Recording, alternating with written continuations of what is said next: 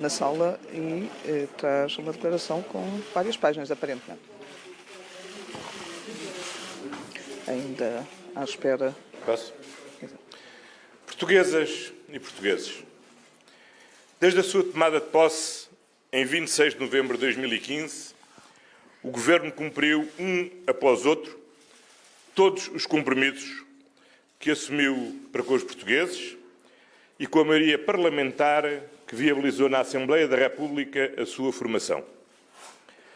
Ao contrário do que muitos então recearam, foi possível assegurar estabilidade política, recuperar a credibilidade internacional do país, reverter todas as medidas que haviam cortado o rendimento dos portugueses, estabilizar o sistema financeiro, incutir confiança no investimento.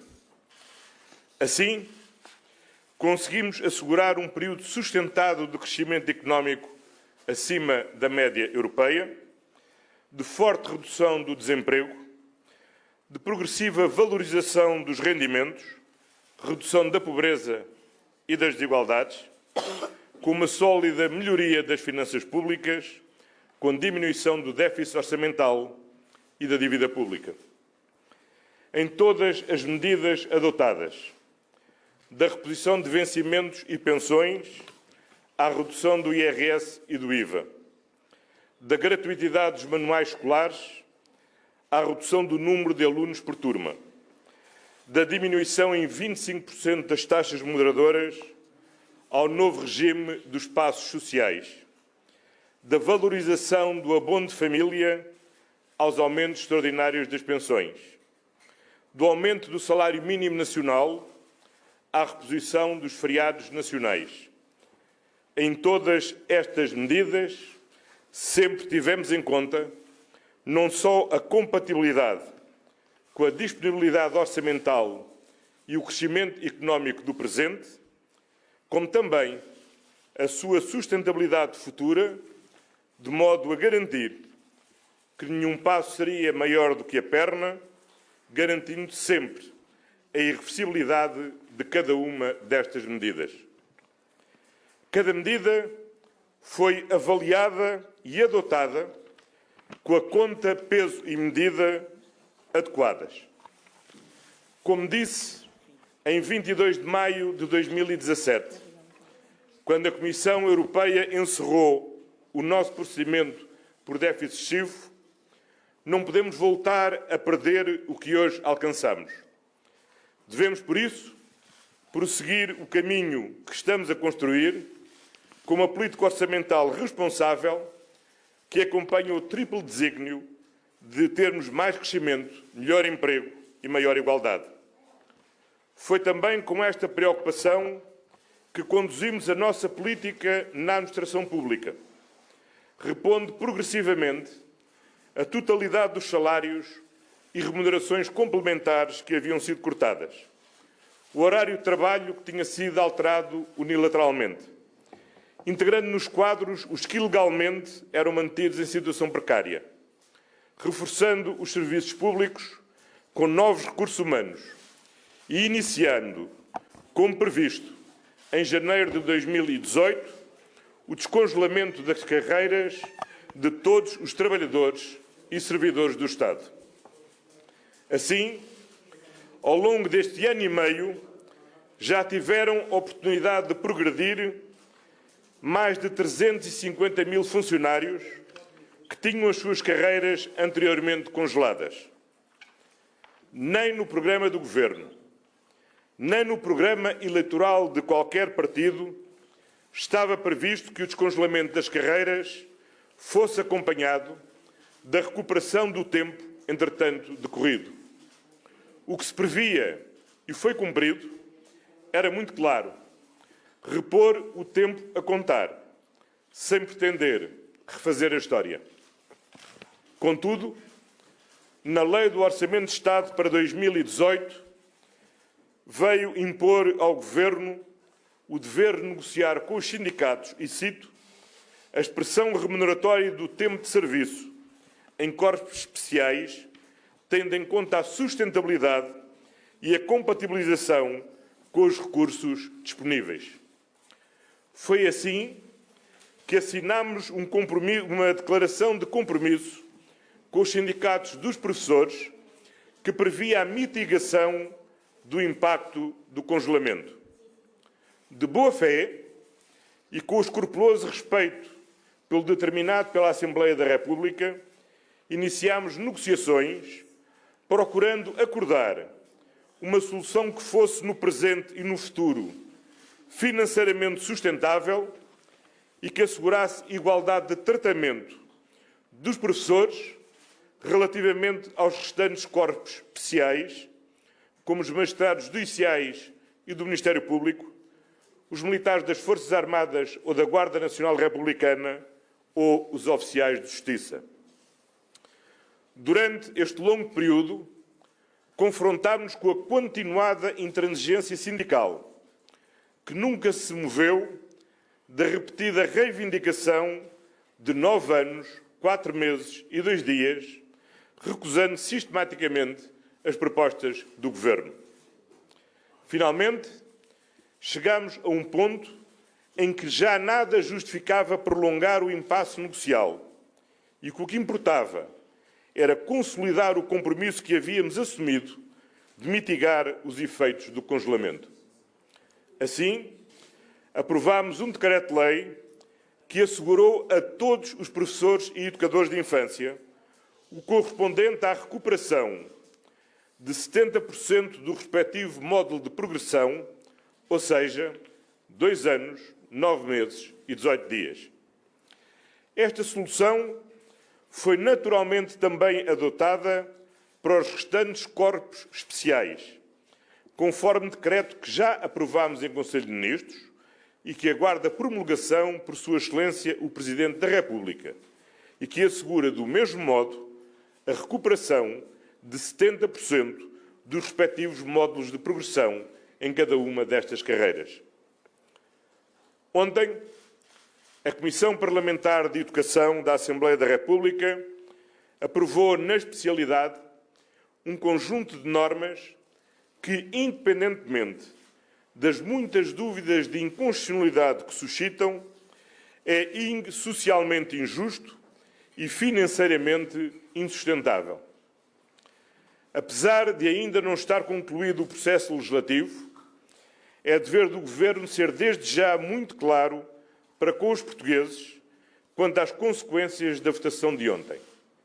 Primeira, a criação de um encargo adicional de, pelo menos, mais 340 milhões de euros entre este ano e o próximo, devido ao pagamento de retroativos relativos a 1 de janeiro de 2019.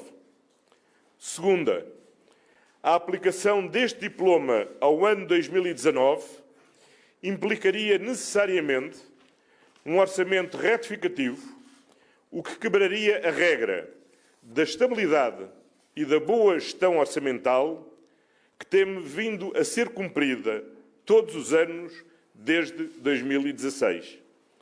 Terceira, a necessária extensão deste diploma aos demais corpos especiais, por si só, implicaria um acréscimo da despesa certa e permanente de 800 milhões de euros em cada ano. Quarta, como já hoje vieram declarar as duas centrais sindicais, a restrição desta solução aos professores e restantes corpos especiais colocaria em situação de desigualdade os demais funcionários públicos e, convém acrescentar, todos os portugueses que sofreram nos seus salários, nas suas pensões, no seu emprego e nos seus impostos os efeitos da crise. Quinta, a acomodação no curto, médio e longo prazo dos encargos gerados por esta medida só seria possível com inevitáveis cortes no investimento e nos serviços públicos ou com significativos aumentos de impostos. Qualquer uma destas consequências compromete a governabilidade presente e condiciona de forma inadmissível a governação futura, em termos que só os cidadãos, só o eleitorado, têm legitimidade para poder determinar. A aprovação em votação final global desta iniciativa constituirá uma ruptura irreparável com o compromisso de equilíbrio entre a devolução de rendimentos e direitos, com a consolidação das contas públicas e compromete a credibilidade internacional de Portugal. Ao Governo, cumpre garantir a confiança dos portugueses nos compromissos que assumimos e cumpre-nos também garantir a credibilidade externa do nosso país. Nestas condições, entendi ser meu dever de lealdade institucional informar Suas Excelências, o Presidente da República e o Presidente da Assembleia da República, que a aprovação em votação final global desta iniciativa parlamentar forçará o Governo a apresentar a sua demissão. Sr. Primeiro-Ministro, a primeira pergunta é da SIC e queria, no fundo, juntar uma em duas, muito rapidamente. O Sr. Primeiro-Ministro foi eleito com base numa maioria parlamentar, reforçando o papel central da Assembleia da República. No entanto, essa mesma maioria, de cor diferente, digamos assim, tomou ontem uma decisão. Está a tentar condicioná-la fazendo este ultimato. Segunda, juntando aqui, é uma pergunta, não é uma afirmação. Segundo, recebeu alguma indicação do Presidente da República que vai exercer o seu magistério de influência para tentar que não se chegue, que não haja uma aprovação em votação final global desta medida? Bom, como sabe, eu tenho mantido uma regra que nunca quebrarei, de que as conversas entre o Primeiro-Ministro e o Presidente da República são precisamente só entre o Primeiro-Ministro e o Presidente da República. Nunca revelei, não revelo e nunca revelarei o conteúdo dessas conversas. Isso tem sido uma condição essencial da excelente relação institucional que temos mantido e da forma muito correta como entre Governo e Presidente da República as relações se têm desenvolvido. Do mesmo modo, relativamente à Assembleia da República, e gostaria de deixar muito claro que não estou a fazer nem chantagem, nem fazer ultimatos. Acho que é meu dever de lealdade, de falar com franqueza aos portugueses, informar com toda a lealdade quer o Presidente da República, quer o Sr. Presidente da Assembleia da República, das consequências que o Governo entende que resultam necessariamente da aprovação em votação final global da iniciativa que ontem foi votada na especialidade na Comissão Parlamentar de Educação. Sr. Primeiro-Ministro, Tiago Calteiros, da RTP, boa tarde. Hoje ouvimos palavras como golpe de teatro, fantochada, crise artificial, golpe de teatro, fantochada, calculismo. Como é que responde a estas acusações, dos partidos? E pergunto-lhe também se acha que os portugueses vão compreender a sua posição.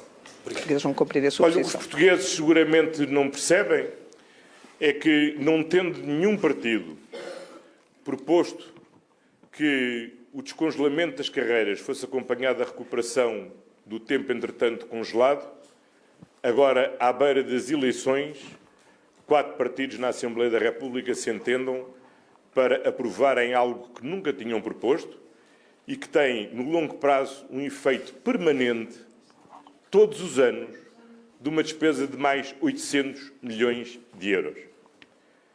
Convém não esquecer que nós levámos 4 anos a conseguir recuperar 1.300 milhões de euros de corte no funcionamento do nosso Serviço Nacional de Saúde.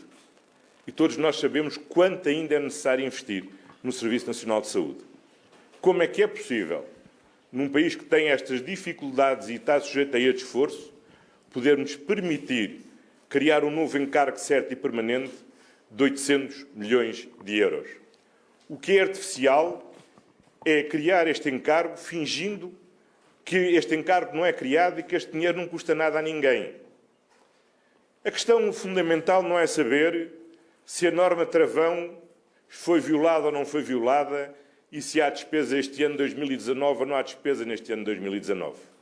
Porque o que foi criado, das duas uma, ou é um logro para os professores, ou é algo que mais tarde ou mais cedo vai custar 800 milhões de euros aos portugueses.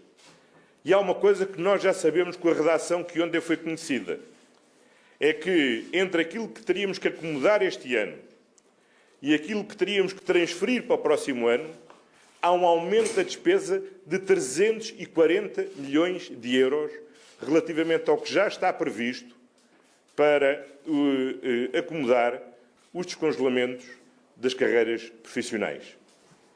Falar em artificialismo é absolutamente irresponsável. É só de quem não tem consciência do que votou e das consequências daquilo que foi votado. Ora, ao Governo cabe, em primeiro lugar, assegurar a confiança dos portugueses nos compromissos que assumimos. E temos um compromisso assumido desde o início, que manteremos sempre um escrupuloso equilíbrio entre a reposição de rendimentos e direitos e a consolidação orçamental. E temos um segundo compromisso, de dar sinais de inteira firmeza e determinação a assegurar a nossa credibilidade internacional. E não pode haver ninguém, em parte alguma do mundo, que possa ter dúvidas que, por haver uma sucessão de atos eleitorais este ano em Portugal, nos vamos arredar do caminho que tão firmemente temos prosseguido, que tão seguramente nos tem libertado dos anos de crise, mas garantindo sempre, como sempre o fizemos, que cada passo é dado com a segurança de não ser maior que a perna e que não estamos a descongelar hoje para voltar a ter de congelar amanhã, que não estamos a aumentar hoje para voltar a cortar amanhã, que não estamos a repor para voltar a ter a retirar amanhã. Não, o caminho que iniciamos é um caminho que tem que ser de confiança e de irreversibilidade. E é isso que é importante assegurar. Sr. Primeiro-Ministro, boa tarde. Alexandra Monteiro da TVI. Pergunto-lhe quando é que mudou de ideias e decidiu não apresentar a demissão já hoje, mas dar um prazo de sensivelmente 15 dias. E pergunto-lhe também se ontem foi o fim da linha e se perdeu completamente a confiança no Bloco de Esquerda e no PCP. Bom, em primeiro lugar, eu não mudei de ideias. Eu entendo que os atos institucionais têm as suas formalidades. Era porventura fácil apresentar hoje a demissão.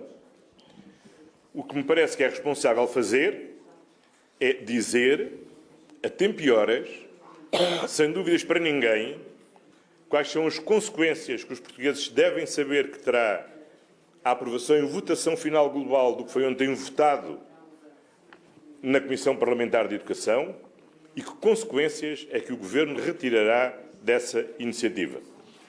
Não me compete julgar partidos políticos, mas eu tenho que reconhecer que o PCP e o Bloco de Esquerda foram coerentes com o que defendem desde novembro de 2017. Se há alguém que é incoerente e que demonstrou um total desrespeito pelo princípio da responsabilidade orçamental, da firmeza que devemos ter na sanidade das nossas contas públicas e na afirmação da credibilidade internacional do nosso país, foram seguramente os outros dois partidos que se juntaram ao Bloco de Esquerda e ao PCP. Wilson Leite, CMTV, pergunto-lhe, estamos em anos de eleições, esta decisão também não pode ser uma estratégia sua para, de alguma forma, conseguir a maioria absoluta, já que os portugueses considerarão, tal como o próprio António Costa, que os outros partidos são irresponsáveis ao tomarem esta decisão? Olha, quem escolheu o calendário não fui eu. Este diploma, que está agora em apreciação parlamentar, foi aprovado pelo Governo no ano passado. Depois o Sr. Presidente da República entendeu vetá-lo para, nos termos do Orçamento de Estado deste ano, procedemos a uma nova negociação com os sindicatos. Nós procedemos a uma nova negociação com os sindicatos, onde, mais uma vez, encontramos uma parede de intransigência. Finalmente aprovámos o decreto-lei, o Sr. Presidente da República promulgou e a Assembleia decidiu proceder à sua apreciação parlamentar. Quem introduziu alterações não foi o Governo, foram os 4 partidos que ontem votaram aquele conjunto de alterações. Portanto, se alguém está a pensar em eleições, não é seguramente o Governo. E admitamos, é sempre muito mais simpático corresponder àquilo que é a legítima aspiração, a natural vontade de professores ou de todos os outros profissionais que tiveram as suas carreiras congeladas e gostariam de ver o seu tempo recuperado, como seguramente também atender a todos aqueles que tiveram as pensões cortadas e gostavam de ver não só recuperado o que lhes foi cortado, e todos aqueles que ao longo dos anos de crise muito sofreram. Todos gostaríamos de poder fazer isso. Agora, nós fomos eleitos com um compromisso muito claro. Virar a página da austeridade. Pôr fim, uma a uma, das medidas que tinham marcado aqueles anos de austeridade. Mas, na altura, muitos nos acusaram de sermos irrealistas, de sermos excessivamente otimistas, de que não íamos conseguir, que com o aumento do salário mínimo íamos afastar o investimento e interromper a criação de emprego. Outros achavam mesmo que íamos entrar em ruptura orçamental, novo resgate, que até vinha aí o diabo. E foi uma batalha muito dura, ao longo destes anos, para afirmar a credibilidade e assegurar a confiança de todos. A confiança de que cada medida que nós tomamos, avaliámos-la previamente. Conhecíamos os seus impactos, os seus custos, e por isso sabíamos que a podíamos adotar. E que são medidas que podem vigorar hoje, como podem vigorar amanhã, e que estão sujeitas à prova da evolução da economia e da sustentabilidade orçamental. O que não podemos é pactuar, ser cúmplice ou acompanhar, nem que seja em silêncio, que nesta ponta final de legislatura, e havendo uma sucessão de atos eleitorais em vista, estragamos agora tudo aquilo que tanto trabalho deu aos portugueses, às famílias portuguesas, às empresas portuguesas, aos cidadãos portugueses, reconstruir ao longo destes anos. Isso seria uma enorme falta de respeito, uma quebra de um compromisso e uma ameaça séria à credibilidade internacional do nosso país. E com isso, nós não podemos pactuar. Muito obrigado a todos. E ainda 4 perguntas das televisões que estavam a acompanhar então esta declaração. António Costa a sair desta sala e, como se acabou de ouvir, este